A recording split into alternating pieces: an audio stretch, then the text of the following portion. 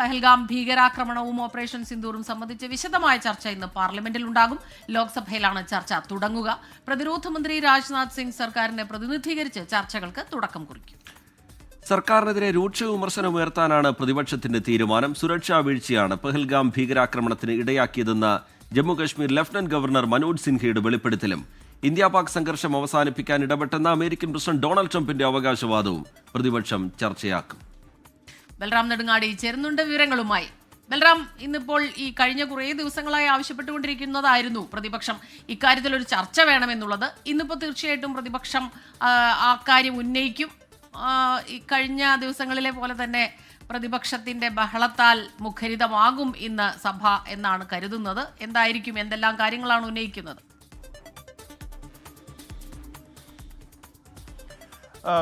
Good morning Smitha, Rijith. പ്രതിപക്ഷത്തിൻ്റെ കാലങ്ങളായുള്ള അല്ലെങ്കിൽ മാസങ്ങളായുള്ള ആവശ്യമാണ് ഇന്ന് സഭയിൽ പാർലമെൻറ്റിൽ അംഗീകരിക്കപ്പെട്ടിരിക്കുന്നത്. ഈ പഹൽഗാം ഭീകരാക്രമണത്തിന് തൊട്ടു പിന്നാലെ തന്നെ ഈ വിഷയം ചർച്ച ചെയ്യുന്നതിനായി പാർലമെൻറ്റിൻ്റെ പ്രത്യേക സമ്മേളനം വിളിക്കണമെന്ന ആവശ്യം പ്രതിപക്ഷം ഉന്നയിച്ചിരുന്നു. എന്നാൽ അത് അംഗീകരിച്ചിരുന്നില്ല. അതിനുശേഷം ആദ്യമായി ഈ വർഷകാല സമ്മേളനം ചേരുന്ന ഘട്ടത്തിൽ പ്രതിപക്ഷം ഈ ആവശ്യങ്ങൾ സർവകക്ഷി യോഗത്തിൽ തന്നെ ഉന്നയിച്ചിരുന്നു. എന്നാൽ അതിനും ആ ഒരു ഘട്ടത്തിൽ കൃത്യമായ മറുപടി ലഭിച്ചില്ല. എല്ലാ ചർച്ചകൾക്കും തയ്യാറാണെന്ന മറുപടിയാണ് ലഭിച്ചത്. തുടർന്ന് കഴിഞ്ഞ ആഴ്ച മുഴുവനായും തന്നെ സഭാ നടപടികൾ തടസ്സപ്പെടുന്ന സാഹചര്യമുണ്ടായി. അതിൽ ഉന്നയിച്ച പ്രധാന വിഷയങ്ങളിൽ ഒന്നാണ് പഹൽഗാം. അതിനുശേഷം നടന്ന സമവായ ചർച്ചയിലാണ് ഇന്ന് പഹൽഗാം ഭീകരാക്രമണം സംബന്ധിച്ച് ലോക്സഭയിലും നാളെ രാജ്യസഭയിലും 16 മണിക്കൂർ വീതം ചർച്ചകൾക്ക് സർക്കാർ അംഗീകരിച്ചത്. തുടർന്ന് ആ ചർച്ചകളാണ് ഇന്ന് നടക്കുക.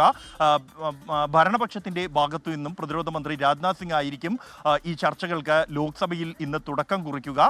അതേസമയം പ്രതിപക്ഷമാകട്ടെ ഈ വിഷയം ശക്തമായി തന്നെ സർക്കാരിനെതിരെ ആയുധമാക്കാൻ ലക്ഷ്യം വെച്ച് തന്നെയാണ് സഭയിലേക്ക് എത്തുന്നത്. പ്രധാനമായും ആദ്യഘട്ടം മുതൽ ഉന്നയിക്കുന്ന ആരോപണം എന്നുള്ളത് പഹൽഗാമിലെ ഭീകരാക്രമണത്തിന് പിന്നിൽ ഒരു വലിയ സുരക്ഷാ വീഴ്ച ഉണ്ടായിട്ടുണ്ട്. അതിൻ്റെ ഉത്തരവാദിത്തം ആർക്ക് എന്ന ചോദ്യമാണ്.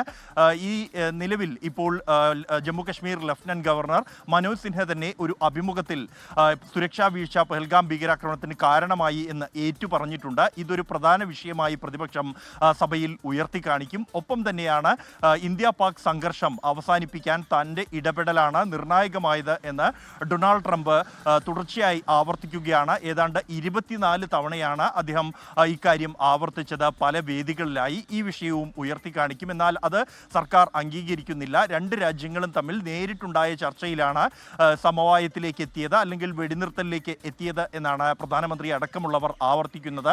അതിനുശേഷവും ഡൊണാൾഡ് ട്രംപ് ഇത് ആവർത്തിക്കുന്നു. 5 വിമാനങ്ങൾ തകർന്നതായി ഉൾപ്പെടെ ഏറ്റവും അവസാനം അദ്ദേഹം നടത്തിയ പരാമർശത്തിൽ പറയുകയുണ്ടായി. ഇക്കാര്യങ്ങളിൽ ഉൾപ്പെടെ വ്യക്തത വരുത്തണമെന്ന ആവശ്യമാണ് പ്രതിപക്ഷം ഉന്നയിക്കുക. ഒപ്പം തന്നെ പ്രധാനമന്ത്രി നരേന്ദ്രമോദി ഇത് സംബന്ധിച്ച് സഭയിൽ വ്യക്തത വരുത്തണം എന്ന ആവശ്യമാണ് പ്രതിപക്ഷം ഉന്നയിക്കുന്നത്. നിലവിൽ സാഹചര്യത്തിൽ അതിനുള്ള സാധ്യത ഏറെ കുറവാണെങ്കിൽ പോലും ഇത് ഉന്നയിച്ചുകൊണ്ട് പ്രതിഷേധിക്കാൻ തന്നെയാണ് പ്രതിപക്ഷത്തിൻ്റെ തീരുമാനം. ഈ വിഷയത്തിൽ പ്രതിഷേധം കൂടുതൽ ശക്തമാക്കുക, ലഭിച്ച അവസരം പ്രയോജനപ്പെടുത്തിക്കൊണ്ട് സർക്കാരിനെതിരെ ഈ വിഷയം ആയുധമാക്കുക എന്നാണ് പ്രതിപക്ഷം ലക്ഷ്യം വെക്കുന്നത്. ഒപ്പം തന്നെ ഈ ഛത്തീസ്ഗഡിലെ കന്യാസ്ത്രീകളുടെ വിഷയം, ബീഹാറിലെ വോട്ടർ പട്ടിക പരിഷ്കരണം എന്നീ വിഷയങ്ങൾ ഉന്നയിച്ച് നോട്ടീസ് നൽകും. അത് രാജ്യസഭയിലായിരിക്കും ഇന്ന് ഈ നോട്ടീസുകൾ ചർച്ച ആവശ്യപ്പെട്ട് നൽകുക. അതിനായുള്ള തയ്യാറെടുപ്പുകളും പ്രതിപക്ഷം പൂർത്തിയായിട്ടുണ്ട്. ഇന്നെന്തായാലും സഭാതലത്തിൽ വലിയ ഭരണ പ്രതിപക്ഷ പോരാട്ടങ്ങൾക്കും ഒപ്പം തന്നെ പ്രതിഷേധങ്ങൾക്കും സാക്ഷ്യം വഹിക്കുമെന്ന് ഏതാണ്ട് ഉറപ്പാണ്. സ്മിത. ശരി, ബൽറാം നെടുങ്ങാടി ഡൽഹിയിൽ നിന്ന് വിശദാംശങ്ങൾ പങ്കുവയ്ക്കുകയായിരുന്നു. ഇന്ന് എല്ലാ കണ്ണുകളും പാർലമെന്റിലേക്കാണ്. ഓപ്പറേഷൻ സിന്ദൂറുമായി ബന്ധപ്പെട്ട കാര്യങ്ങൾ കേന്ദ്ര സർക്കാർ വിശദീകരിക്കും. പഹൽഗാം ഭീകരാക്രമണത്തിലെ സുരക്ഷാ വീഴ്ചയുമായി ബന്ധപ്പെട്ട് പ്രതിപക്ഷം ഉയർത്തുന്ന വിമർശനങ്ങൾക്ക് സർക്കാരിന് മറുപടി ഉണ്ടാകും. സർക്കാരിനെ പ്രതിരോധത്തിൽ നിർത്തുന്ന നീക്കങ്ങൾ പ്രതിപക്ഷത്തിന്റെ ഭാഗത്തു നിന്നുണ്ടാകും. ബൽറാം നെടുങ്ങാടി വിശദാംശങ്ങൾ പങ്കുവയ്ക്കുകയായിരുന്നു ഡൽഹിയിൽ നിന്ന്. ലോകത്തെവിടെയായാലും ഏത് സമയത്തും 24 വാർത്തകളും ഓഗ്മെന്റഡ് റിയാലിറ്റി പാക്കേജുകളും എക്സ്പ്ലെയിനറുകളും വിശദമായി കാണാൻ ഞങ്ങളുടെ യൂട്യൂബ് ചാനൽ നിങ്ങൾക്ക് സബ്സ്ക്രൈബ് ചെയ്യാം.